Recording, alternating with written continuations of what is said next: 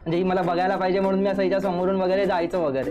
मग नंतर बघायला पाहिजे म्हणजे या काही डोळे बंद करून दिले म्हणजे हिला समजायला पाहिजे की मी तुम्ही अच्छा अच्छा. तेच ते कॅरिंग वगैरे बघून म्हणजे खूप काळजी घ्यायची ते का कॅरियरवर नाही ना बसवायचं. नको बाई, तू टॅक्सीच्या कॅरियरवरच बस असं नाही. आमची एकांकिका ठरली, यांनी लिहिलेली, काय नाव काय होतं? जस्ट फॉर फन नावाची. तर ते बसवत असताना लेखकाची जी काही मदत किंवा आपल्याला काही चेंज करायचे असतील तर त्यांची मदत आपल्याला होईल म्हणून यांना त्या दिवशी आमचं सुरुवात झालेली असताना सगळं थांबवून बोलवण्यात आलं. तर येत आहेत म्हणल्यावर आम्हाला वाटलं की हा चला असतील एखादे सदग्रस्त वयस्कर पेन. सदग्रस्त? हो, लेखक म्हणजे विचार एखादे सदग्रस्त या वाक्यावरती, या विधानावरती. हा, मग आपल्या पिक्चरला जायचं ते पेपरमध्ये जाहिरात बघत होता का? हा, मग म्हणजे मला त्यावेळी मिथुन चक्रवर्ती खूप आवडायचे. काय सांगता? तरी हे दिसतात हा तसे. आतापर्यंत अभिषेक कधी असं केलं तर तसं नाही, पण बाबा यांना दिल्यानंतर शेजारच्याने विचारलं मुझे नाही लाया, तर घे बाबा आईस्क्रीम. असं नाही. आईने पण मला सांगितलं होतं की अशा काही भानगडीत तू पडू नकोस, असं काही होणार नाही, बाबा काही अलाउड करणार नाहीत. पण आईला कळलं होतं हे? नाही, तेव्हा नाही कळलं. नाही ना, असं लहानपणापासून सांगायची असा अंदाज होता. पण आपण ठरवलं असतं ना मोठ्यांचं ऐकायचंच नाही म्हणून. हो, लहान वय तसंच असतो थोडंफार. आता तुम्ही बोलायचं. मला हे सगळं माहीतच होतं. माहिती होतं? हो, माहिती होतं. पण माझ्या वडिलांना आधी विचारलं पप्पांना की असं असं आहे म्हणून. मग त्यांना मला विचारलं कशी आहे वगैरे, तर म्हटलं हो चांगले आहे. बरं, तो माझ्या दिराचा मित्र हिचा काका, त्यामुळे ते पण मला माहीत होतं नावाला सगळं. मग तेही जरा हे झालं. पण कशी आहे सून? कशी नाही, चांगली सगळ्यांना, म्हणजे सगळ्यांना जवळ आहे सगळ्यांना. हो ना, गुड. मी आशिषचे पप्पा. त्यांनी 12वीला असते वेळी मला गच्चीवर बोलवलं आणि सांगितलं पप्पा माझं असं असं आहे. मग मी त्याला बोललो, एकच बोललो, जे असेल ते शेवटपर्यंत निभावायचं आहे तुला. तुझ्याकडून असं होतं कामा नाही की मला कधी समाजामध्ये किंवा इतरांसमोर खाली मान घालावी लागेल. त्याप्रमाणे त्यांनी निभावलं. आणि माझ्या सुनेबद्दल तर काही सांगायचीच गोष्ट नाही. जशी सासू सुग्र नाही तशी स्वतःही ती सुग्र नाही. अरे वा, तुमच्याकडे काही स्पर्धा असते वाटतं. खूप छान जेवण वगैरे बनवते. तिला वेगवेगळे आयटम करायला जेवणाची आवडतात. मी तिची आई. 15वीत असताना माझं सांगितलेलं आपलं आहे असं असं, पण वडील तिचे फार स्ट्रिक्ट होते आणि मीच त्यांना घाबरायची. त्याच्यामुळे मी तिला सांगितलं, बाई मला हे काय तू सांगू नको, जे काय सांगायचं ते वडिलांना सांग. आणि त्याने हे केलं. तर त्यांचं एक हे होतं की ते समाजसेवा जास्त करायचे, गावात लोकप्रिय होते. त्याच्यामुळे त्यांना ते थोडंसं वाईट वाटलं की आपण आपल्या मुलीचं लग्न आपल्या जातीतल्या ह्याच्यातले करून दिलं असतं तर चाललं असतं त्यांना. पण मग मी त्यांना सांगितलं की मुलगा एकंदरीत चांगला आहे ना, आपण नाहीतरी शोधणार आणि मग दुसरं काहीतरी झालं तर कसं होणार. ते म्हटलं आपल्या माहितीतलं आहे तर करून देऊया म्हणून. मग तेव्हा ते तयार झालं. कसं आहे जावई? कसं आहे जावई? म्हणजे लाखच आहे माझा एकदम. म्हणजे जसं तो आईवडिलांची काळजी घेतो. आता वडील गेल्यापासून 7 वर्ष ते दोघंही माझ्याकडे रात्रीचे झोपायला येतात मुलाला घेऊन आणि सकाळी आपापल्या कामावर जातात. म्हणजे खूपच म्हणजे मला म्हणजे जावई असावा तर असा असं म्हणायची वेळ आहे. अरे वा. बरं, आता धन्यवाद मानायचे असतील तर कोणाचे आणि क्षमा मागायची असेल तर कोणाची? धन्यवाद मागायचे तर सर्वांचेच, जे आतापर्यंत जसे पाठीशी आमच्या उभे आहेत तसे. आणि क्षमा मागायची झाली तर तेही ह्या सर्वांचेच. काही नकळत काही चूक झाली असेल आमच्याकडनं तर त्याबद्दलही क्षमा. तुम्ही? मी सुद्धा क्षमा मागायची. तर कोणाला दुखवलं गेलं असेल माझ्याकडनं, होतं असं कधी कधी बोलताच्या ओघाने किंवा आपल्याही प्रसंगानुरूप आपण कधीतरी फटकन बोलून जातो. तर असं कोणाला नाही, कधी कधी बरेचसे नाही. असं कोणाला चुकून मी बोलली असेल तर मी सर्वांची माफी मागते.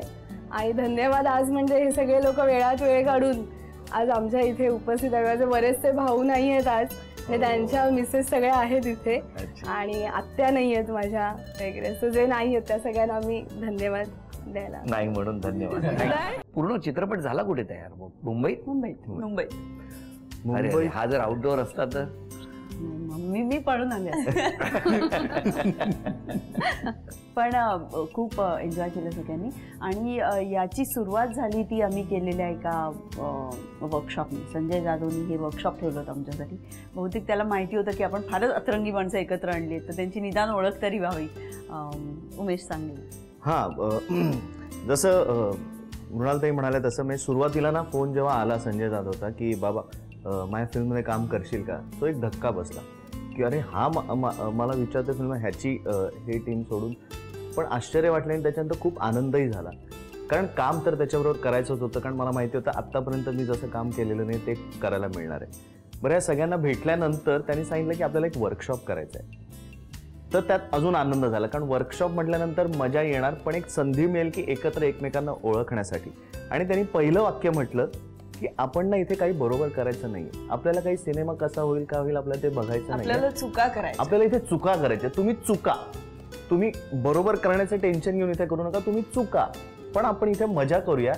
आणि खरंच सांगतो, आता तू आहेस म्हणूनच, पण कॉलेजच्या वेळेला एकांकिकांच्या वेळेला जी मजा आणि जी गंमत होती ना, की आपल्याला रिझल्ट नंतर पण ते जे काय स्पिरिट होतं ना परफॉर्म करण्याचं आणि आपल्याकडे जे आहे ते दाखवण्याचं, ते सगळं स्पिरिट त्या वर्कशॉपच्या निमित्ताने आम्हाला एकत्र. मी त्या वर्कशॉपमध्ये आमच्याच सिनेमात विजय आनंद काम करतो आहे, त्यांनी आमचं योगाचं सेशन घेतलं. त्याच्यानंतर संजय दादाची मुलगी धृती तिने आमचं डान्स सेशन घेतलं. अरे वा.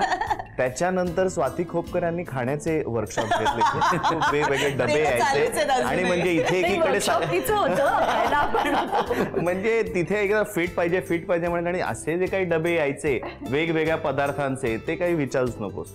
सो हे सगळं होतं. त्याचबरोबर तेवढ्याच सिन्सिअरली आम्ही स्क्रिप्टवरती काम करत होतो. संजय नार्वेकर इतके अतरंगी दिसतात, पण सगळ्यात गुणी मुलासारखं त्यांच्या स्क्रिप्टमध्ये सगळ्या कॅरेक्टर्सचे सजेशन्स आणि सगळ्या कॅरेक्टर्सवरती नोंद होती. या चित्रपटात मला असं वाटतं ना की किती सुखद धक्के आहेत, की सभ्य वाटत होत्या. तुम्ही जे मला सांगताय मला असं वाटायला लागलं ते सिनेमा खट्याळ मस्ती करणारा मुलगा आहे तो एकदम छान अभ्यासाला लागलेला दिसायला लागला. करेक्ट. आणि त्या वर्कशॉपमध्ये ना संजयने फक्त आम्ही आमची कॅरेक्टर्स नाही वाचली. एका दिवशी त्यांनी सांगितलं की तू हिचं कॅरेक्टर वाच, असे एकमेकांचे कॅरेक्टर. कधी कधी काय होतं की मी ह्याचं कॅरेक्टर वाचलं आणि जे त्याला सुचलं नाहीये ते मला सुचू शकतं. सो आम्ही एकमेकांचे प्लसेस खूप हायलाइट करत होतो की काय होऊ शकतं तू हे असं करू. किती दिवसाचं होतं हे? ऑलमोस्ट 3-3.5 आठवड्याचे होते ना. उमेशदा खूप असा ग्रँड विचार करणार आहेत. म्हणजे 2 लोक असतील तरी त्यांना स्वित्झर्लंड दिसतं मागे, म्हणजे बॅकग्राऊंड त्यांना मोठाच दिसतो. बरं, एरे पैसा तुम्ही पहिल्यापासून म्हणत होता? हो. म्हणजे मला कौतुक आहे की ह्या सिनेमाचा मुहूर्त शॉट झाला तेव्हा असं पोस्टर होतं ज्या त्याची रिलीज डेट फिक्स.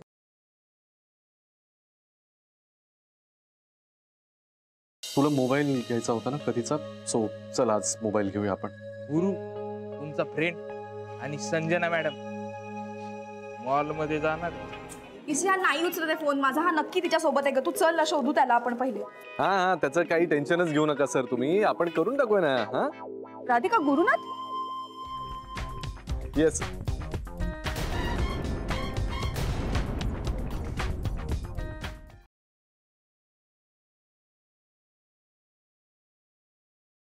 म्हणजे जरा पोरीचं मॅटर आहे.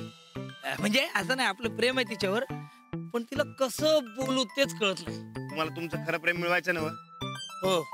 मग खरं खरं सांगायचं काय, त्या तुम्हाला व्हायच म्हणणार बघा. ही गॅरंटी राहण्याची.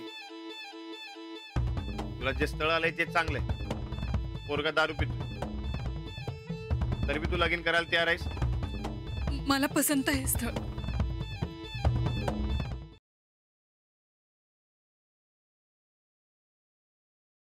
एक बात याद रखना, ज्यादा शातिर बनने की कोशिश की तो सारी मस्ती उतर जाएगी, समझे? सर लेकिन हमने. हाँ पता है, तुमने कुछ नहीं किया. गंदी हवाई तबीयत बिगाड़ देती है, जल्द ही गंदगी हटानी पड़ेगी.